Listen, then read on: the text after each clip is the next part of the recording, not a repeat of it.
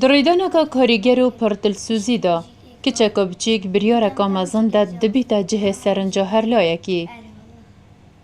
دعا او کچا 18 سالی جپی خمت هاری کاری کرنا خیزانا خودا بین کرنا پاره کاره به بریار دادگزیا خو به بوهای که کم فروشیتن. خوده اکو من برچه خوش قصاندی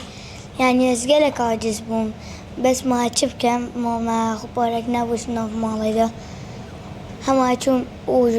دنیا هکو دبوشف خشکت من وانا گرم بود بابا میجیک بینجا ها بود همه شین همی تشتاد چون من حقی کاره بده و هندک مصرف المالی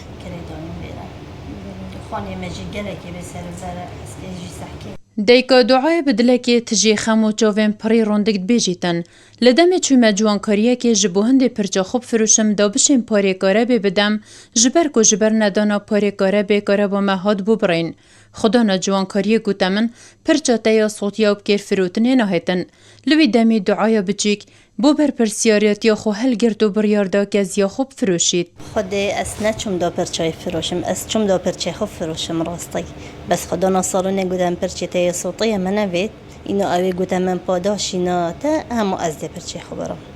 عرف خوده من 3-4 جارا گوده که يعني من نفيا ما قلتي قلنا هيا وبتشيكه بس هم أي بحزة خو قلتي إلا ده برشام فروشي باب دعای جی نخوشیان دم درش هنه تبلن خو لدم کاری اخستینه برکو سری خدا نکاری جی جکاری درگیریه او دبیجی تم بفروتنا کزیا که خو از گله کشام بله نه چار بوم خدي شاهد من يعني